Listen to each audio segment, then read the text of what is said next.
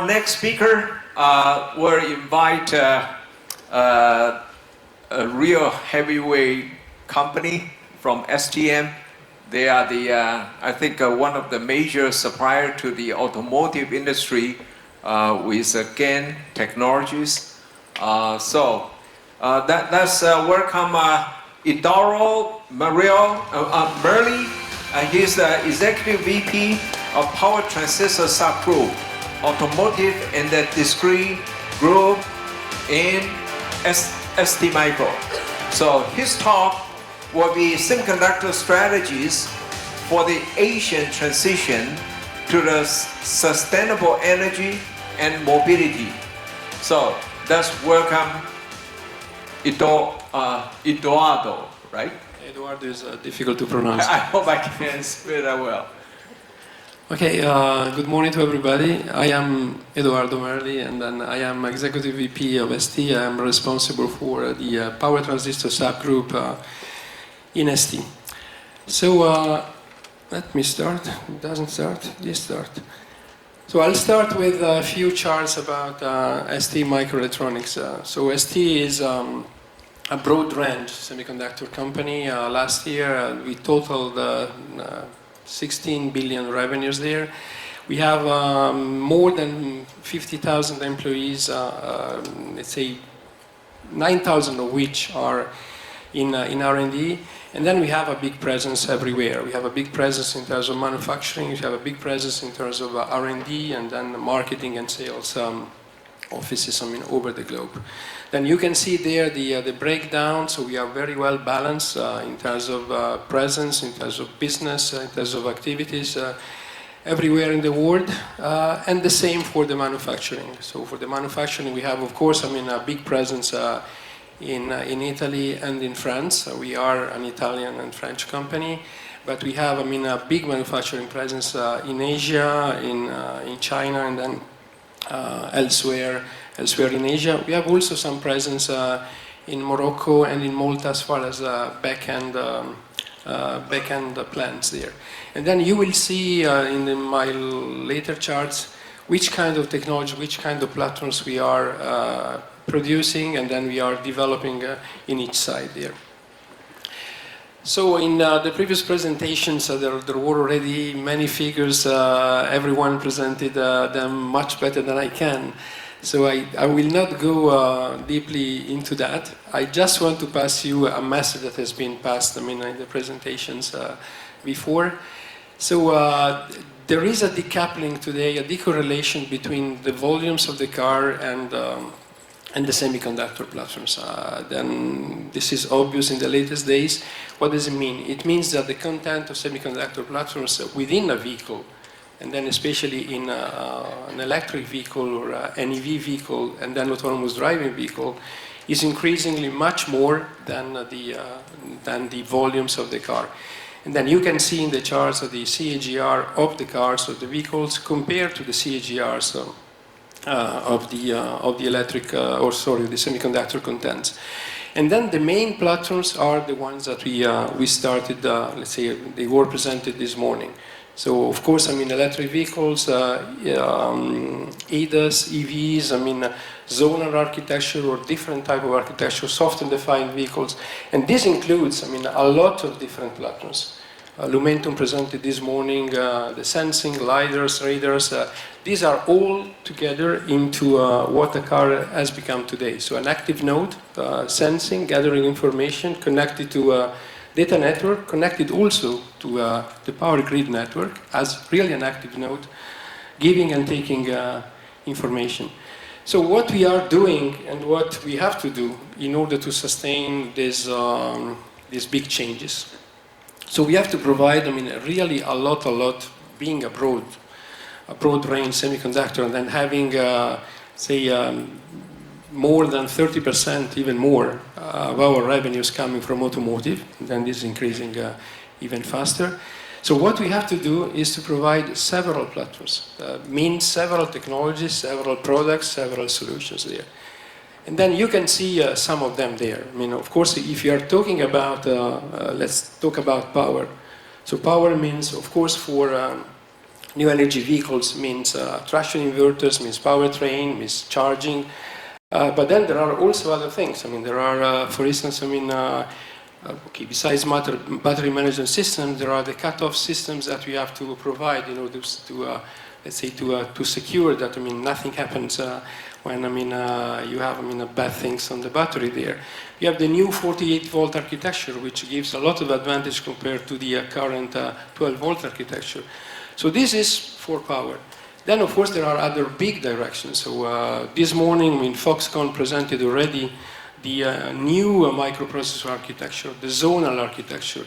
So zonal architecture means that we are let's say, abandoning a little bit the decentralized architecture toward, I mean, a more concentrated zonal architecture. But zonal means a lot of different microprocessors, as you can see. Microcontrollers with embedded flash and non-volatile memories for some, let's say, zones, some, let's say, areas of the cars, up to the big, let's say, application processors for, let's say, autonomous driving. And there, definitely, there was a question about artificial intelligence. The artificial intelligence is there. I mean, processors, I mean, let's say, for, I mean, ADAS level 2, level 3, and then furthermore for level 4, level 5, is, I mean, let's say, a machine, let's say, learning from, and then having algorithms that are really learning from a number of data, a number of situations there. And then the artificial intelligence is also present on the edge of the a network in a car there. Then we have, I mean, of course, I mean, the sensor, the visual systems. Momentum talk about the driving monitoring systems there. Radars, I mean, long range, short range, different type of frequencies there. V2V, V2, let's say, to the network there. Again, both, I mean, 5G or Wi-Fi version based. So all these platforms, let's say, implies different type of technologies, different type of product to be developed. And then, of course, we have the infrastructure around. So the infrastructure which does include, again, power technology, but does include a lot in terms of connectivity technologies, either power modem, for instance, or, I mean, Bluetooth energy or other wireless connectivity enabling the protocol exchange between cars and then the infrastructure. So, again, this has been said already. Again, the key message is that the innovation is really driven, sustained, backed up by the semiconductor platforms. And this, you will see, I mean, has also a big implication in terms of relationship because it's shaping in a different way the industry, the automotive industry there. So it has been presented, I mean, the number of lines by Lumentum, the complexity in terms of number of lines that we have today, I mean, several hundred millions there. But then really, what is drive the most of the innovation there is the semiconductor. Semiconductor technology that has enabled a number of different type of applications. Okay, maybe okay. So I talked many times already about different type of technologies there.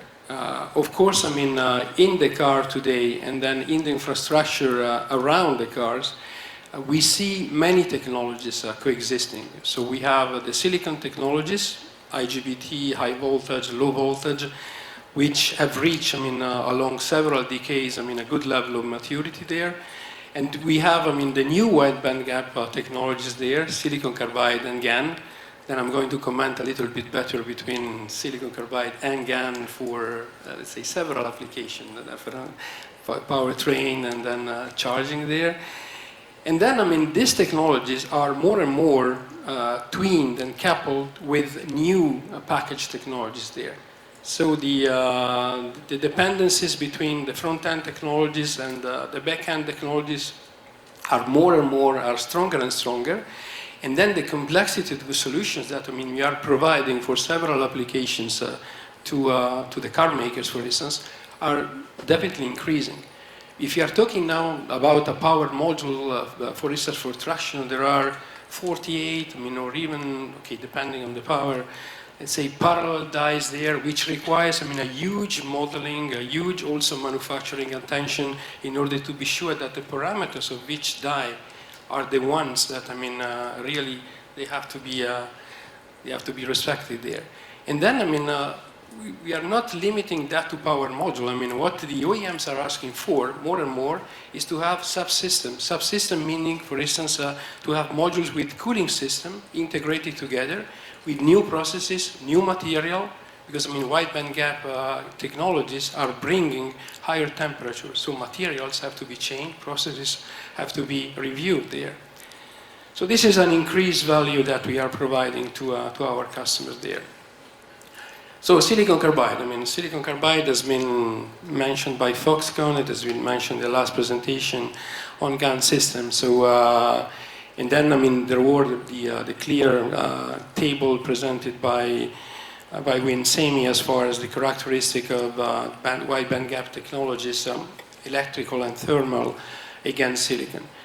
So definitely silicon carbide offers, compared to traditional silicon technologies, huge advantages. I mean, power losses, it allows, I mean, definitely higher breakdown voltages, higher speeds, I mean, higher power density. It can reach, I mean, higher temperatures there. This leads towards, I mean, a more compact, let's say, lower weight type of solution with superior thermal and electrical characteristics that at the end, I mean, translates into actual advantages for the final users. Longer range, I mean, faster charging there. So we see clear trends on the electric vehicles for this on powertrain. So the trend is towards, I mean, higher voltage. Higher voltage, of course, I mean, has a lot of advantages, let's say, and namely also on the fast charging there, and then silicon, and then higher power, and then so system-wise, this is a clear trend. Even if, I mean, there are coexisting trends as well. I mean, for smaller cars, there are trends where, I mean, you can put together hybrid inverter technology, IGBT and silicon carbide together. So this will coexist. This will address, I mean, let's say, the adoption of a powertrain in the future vehicles. GaN has definitely a role there. I mean, we see much more today, and then we are working much more on DC-DC converters and OBCs there. Starting with voltage buses of the batteries at 400 volts. With multi-level, you can reach more. But my opinion is that you lose some of the advantages of the GaN, I mean, there compared to silicon carbide. As far as the adoption of GaN on powertrain, it is a little bit behind than SiC.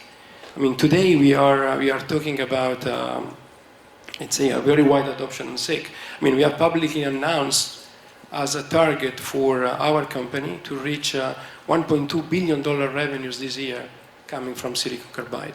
And then most of these revenues are coming from automotive still. So we see GaN a little bit behind. It will come. Then I'm not so sure that it will compete on higher power requirements for powertrain. Definitely, it will have a big role. It will have a big role in charging devices there.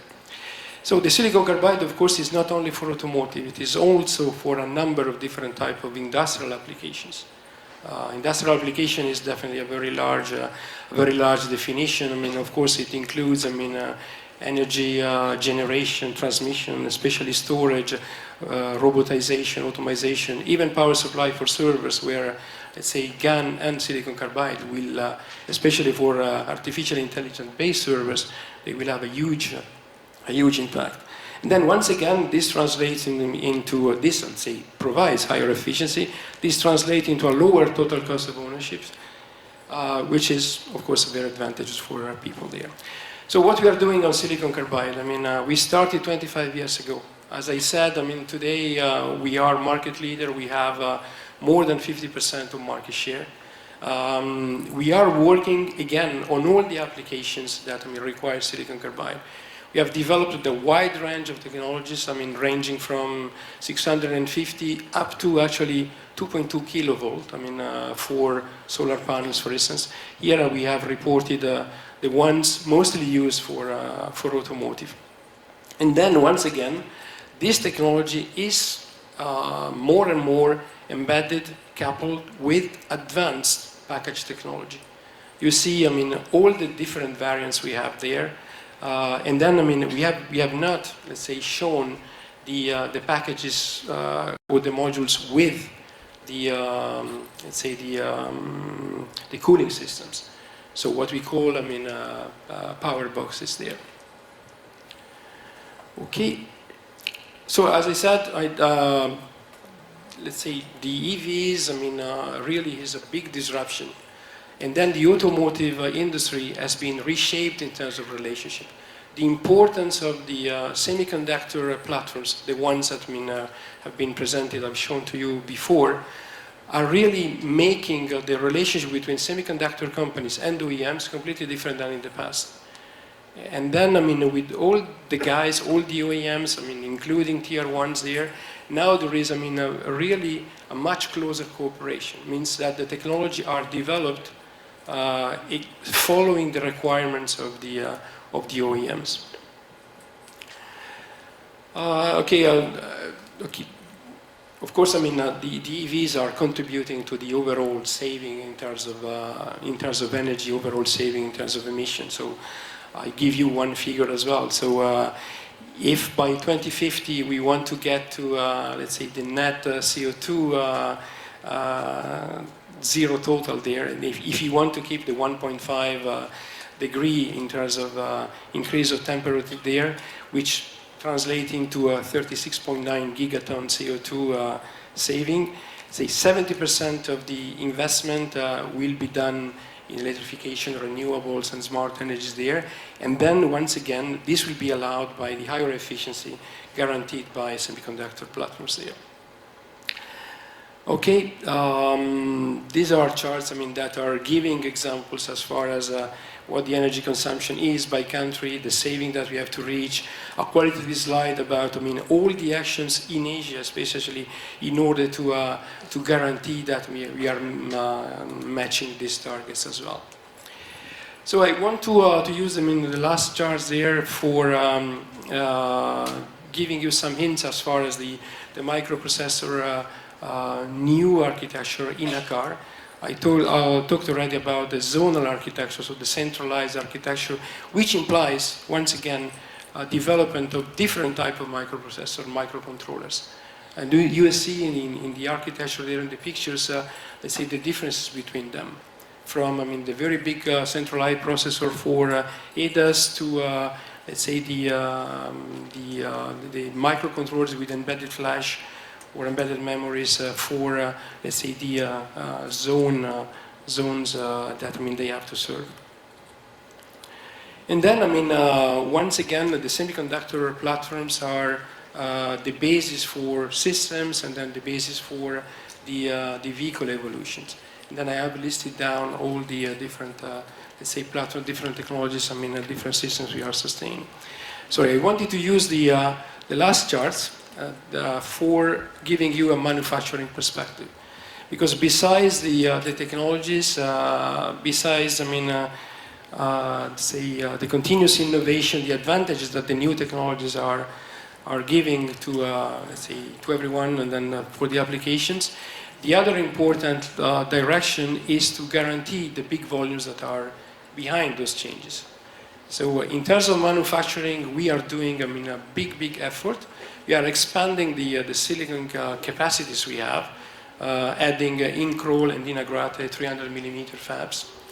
And then we are making a big effort on power technologies. On silicon carbide, let's say we are pursuing a kind of, we are pursuing the vertical integration from substrate to the dies, I mean, if you want, to the tested dies. Why? Because, I mean, the substrate are a very important, let's say, item on that for quality, performances, and also for cost, of course. And then mastering that allows us to continue and improve in the substrate technology, to get, I mean, quality feedbacks from the application, and to correct, compensate the defects, and then, of course, control volumes and cost.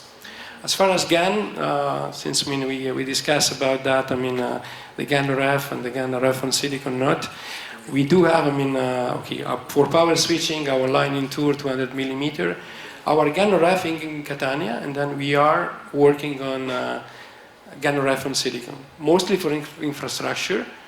We will probably address also the handset later on, even if it's a different world with different power, let's say power level there. But then we do feel that, definitely for sub 6 or sub 8 gigahertz, the GaN on silicon is good enough. And then, by the way, we are continuing our partnership with MACOM somehow. Okay, then I already talked about the vertical integration for silicon carbide. We think it is an asset, and then it will remain for the next 5 years. This is why this allows us, has allowed us already to migrate to 200 millimeter. We are also working on new technologies that could be a breakthrough in terms of substrate as well. And then they can even pave the way or shorten the way toward 300 millimeter evolution. So besides, the expansion in Catania and in Singapore on silicon carbide and backend-wise on Bouskoura and Shenzhen, what we have announced, very recently, I finished my time, is a joint venture in China. This is, let's say, in order to respond to the decoupling request of manufacturing. We have seen probably that, we are working with everyone in terms of customers and partners. And then, let's say, US and China are asking for localizing the manufacturing. So this is done in order to respond locally, if I can say that, or more locally, to China market. Okay, then last chart, takeaways. We are, let's say, a semiconductor company providing solution for the complete automotive platforms. This includes, of course, power, includes, software-defined vehicles. And then, besides, the continuous effort on the R&D, we are doing a huge effort manufacturing-wise in order to guarantee the volumes that, these big changes are implying. Thank you very much. Thank you. So the question, before open the floor, they do have one question come in. It is from Mark from NTU. Lots of players are increasing their silicon carbide capacity. Will this rapidly increasing silicon carbide capacity lead to oversupply, I think? No. Then everyone working on silicon carbide is hugely increasing the silicon carbide capacity. But the market is supposed to grow very, very much. I think the market will reach in 26 probably $11–12 billion, only talking about silicon carbide. And then the demand of silicon carbide is today limited, or let's say better, that we cannot address globally a lot of applications because we don't have enough silicon carbide capacity today. So it will not lead at all, that's my opinion, to overcapacity. Actually, in the next 5–10 years, let's say there will be still a kind of tightness in terms of silicon carbide capacity. Because again, the silicon carbide is just at the beginning. Even if we have worked on it for 25 years, the wide and huge adoption of silicon carbide has started in 2017, when Tesla actually imposed, or started, using silicon carbide for both traction inverters and chargers. And then there are a number of applications that system-wise, they can benefit of the silicon carbide adoption. Again, industrial application for an example. And then there are a number of breakthroughs in the silicon carbide technology that are happening, will happen, will change, heavily the cost dynamic, will change as well, the processes of manufacturing, and then they will change as well, the capacity dynamics there. Good. Maybe I ask you one question. Sure. I think just following this thought. Can wide bandgap material one day replace the IGBT completely in the automotive? If they replace completely, Yeah. that will not happen. So No, then there's still there are- something that wide bandgap material cannot do. Yes. Can you elaborate a little No, bit? no, absolutely that. Yeah, because that too. Maybe I did not emphasize too much. I mean, the different topologies, the different architectures. Let's take as an example the powertrain, the inverters. No? So today, I mean, the car makers are using still IGBT-based inverters or silicon carbide-based inverters. The ones that, I mean, wants maybe to offer long-range vehicles, they are using two inverters, and then the secondary inverter sometimes, or say quite often, is IGBT there. So there are different trends toward, I mean, in the new energy vehicles today. The ones, I mean, moving to higher voltage buses, 800 volt, moving to, let's say, higher power. And then there is also a trend that, I mean, is looking at smaller vehicles, especially for European markets, for instance. I mean, and then for those smaller vehicles, there is now a trend to reconsider an hybrid architecture at inverter level, where you have, I mean, both IGBT and silicon carbide used at the same time. But use at the same time means very smoothly. So use the silicon carbide for the low loads, I mean, which is the normal way. But then when we need a boost, you activate the IGBT. Mm-hmm. And that could be, I mean, this is an architecture that, I mean, OEMs are looking at. Mm-hmm. So this is also linked to the dynamic of the batteries there. Because it does depend on how the batteries will evolve in terms of cost, in terms of density, in terms of also higher voltage there. But definitely, I mean, silicon technology will stay. I mean, and today, again, for a number of applications within the car, we have, I mean, silicon technology widely used. Even for OBCs and the DC-DC converters, high voltage are used. I mean, in charging stations, IGBT, silicon technologies are still used. It does depend, so it will stay. Silicon carbide and GaN will take, I mean, more and more wider area of use, but then silicon technology will stay for decades and decades. Good. So coexisting, again, is the key word. Yeah, coexistence is the key word. The yes. key word for that. All right. So open to the floor for questions. Can take one more question. We still. All right. If not, let's give a big applause to.